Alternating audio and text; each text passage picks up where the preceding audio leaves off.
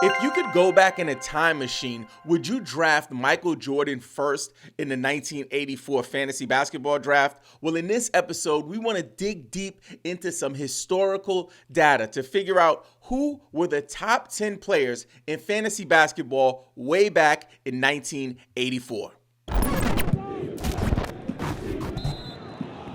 We believe every NBA fan that plays fantasy football should also play fantasy basketball. So I had this thought the other day. I was sitting there doing fantasy research for NBC Sports, doing it for Believe in Fantasy Basketball, and I was just like, man, I wonder how MJ would do in fantasy basketball these days. And also, are his stats comparable to what we're seeing from some of these players? So we're starting a new series, and basically what we're going to do is we're going to deep dive into some of the historical data surrounding fantasy basketball specifically. This episode is presented to you by BetOnline.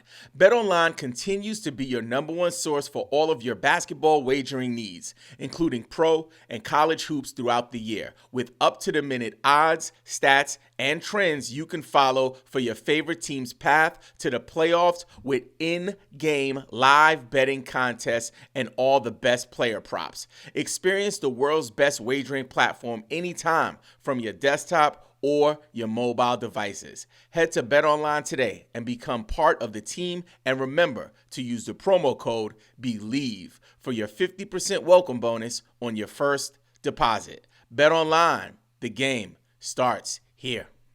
So the good thing about the internet, right, is that we can grab all of this data like super simple, conveniently with the press of a button. But when it comes to fantasy stats, things are a little different, right? We have points leagues, we have 9 category leagues, 8 category leagues, roto leagues. Now we have even on the sleeper app, we have lock-in mode and game pick mode.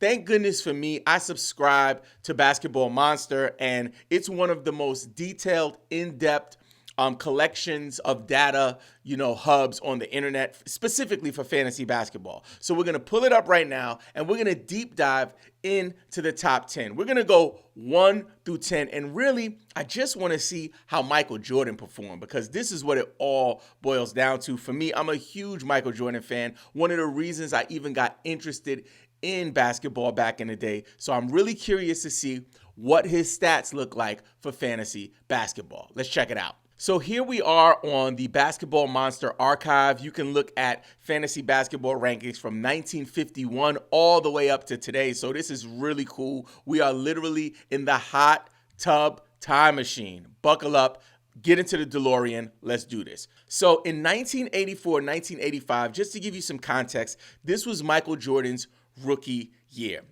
If you're watching this, you're a fantasy sicko like me. You're into fantasy, deep into it if you're taking time to watch YouTube videos or listen to podcasts about it. Now, when it comes to Michael Jordan, we've never seen rookies in fantasy really come out of the gates performing.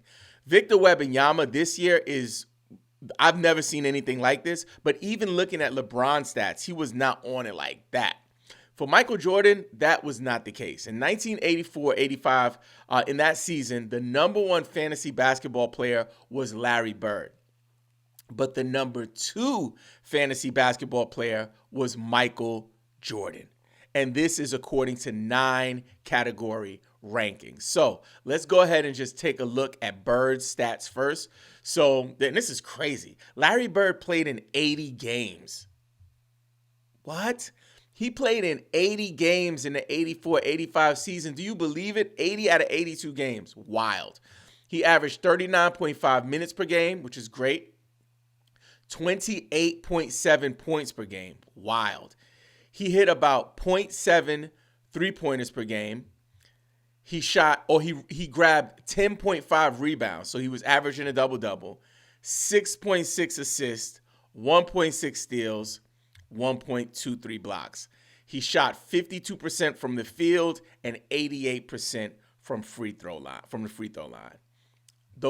Wow. Those were some wild stats. He also averaged 3.1 turnovers a game. If you're playing 9-cap, most times you would probably punt that category anyway. So I am the guy that doesn't have Larry Bird in his top 10, right? And I get a lot of heat about it on the internet. People are like, how could you not have Larry Bird in your top 10? You're a casual, man.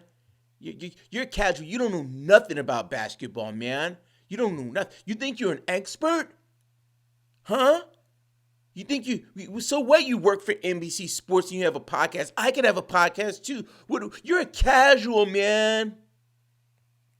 I hear all of it, yo. He is not in my top 10. And the reason he's not in my top 10, like greatest of all time top 10, not my fantasy top 10, is because his production doesn't warrant him being in my top 10 based on my criteria. So my criteria might be different than yours, and that's fine. If you have Larry Bird in your top 10, I'm okay with that. But you can't be mad at me because my actual criteria doesn't warrant him being in my top 10. So Bird is out. Let's talk about Michael Jordan. Oh my goodness.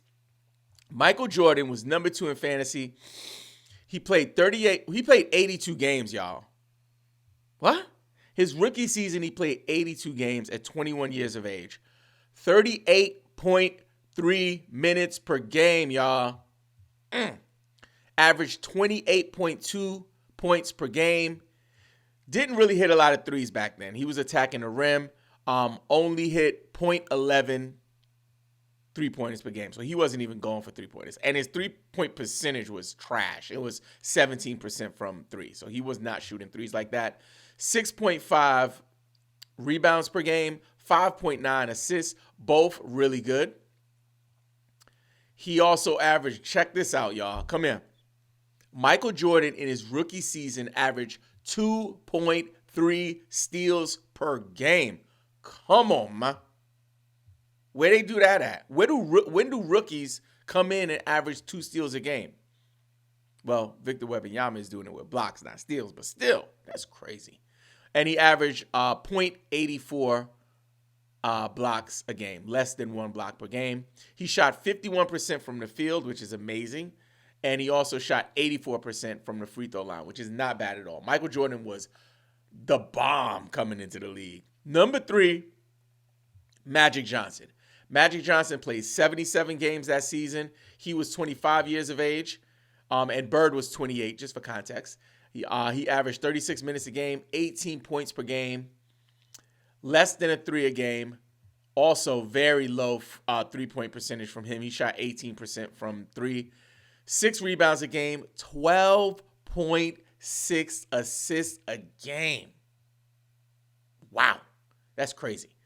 1.47 steals per game, 0.32 blocks, so that's really kind of a non-factor. Shot 56% from the field and 84% from the charity stripe. Really good stuff. And these are guys that we know we're familiar with, right? That's going to change after we get into the top 5. Isaiah Thomas is number 4. He was 23 years of age back then. Played 81 games that season, 38 minutes a game, 21 points, less than a 3 a game, 4.5 rebounds, 13.9 assists per game. That is insane, yo. 2.3 steals, killing it. Less than a block a game. He shot, what? Hold up. Oh, he shot 45% from the field. Not as good as the others. And shot 80% from the free throw line. Again, not as good as the others. Now let's kind of push through these next few players in the top 10. We have Larry Nance. If you're not familiar with Larry Nance, he is the father of Larry Nance Jr., also played for the Cleveland Cavaliers for many years, won the dunk contest, and at this time he was playing for the Phoenix Suns. I believe Larry Nance played for the Cavs. My bad. I know he played for the Suns because he's here playing for the Suns. So Larry Nance played only 61 games, 25 years old, 36 minutes a game, 19 points a game, 8 rebounds, 2.6 assists.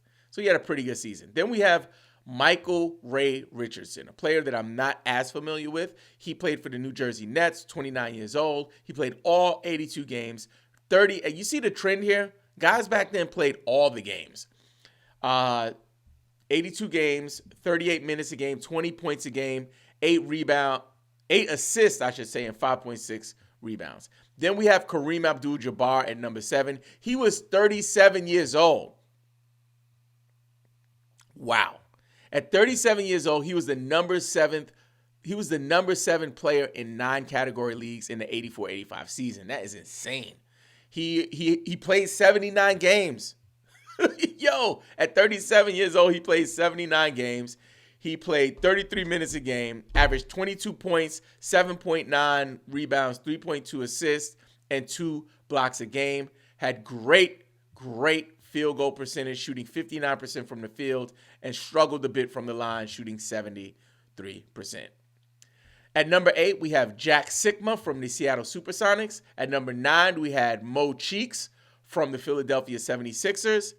And then at number 10, we had Johnny Moore from the San Antonio Spurs. So this is interesting stuff. So for me, just looking at this, the biggest thing that stands out to me is the fact that those names that we're familiar with are in the top 4, top 5, right? However, many basketball fans, especially casual fans, might not know who Jack Sikma is, might not be so familiar with Maurice Cheeks and his game, or Johnny Moore. So this is a really interesting exercise. I'm looking forward to digging deep to see if we can get more content specifically around Michael Jordan and his fantasy career. So next time we do this, most likely we'll do the 85-86 season. I think Jordan was injured, but we'll still take a look at it, and then we'll push through his whole career. However, if you have seasons that you want me to break down the top 10, or if you want me to go further into the top 20, let me know in the comments. I can't wait to hear from you. Talk to you soon.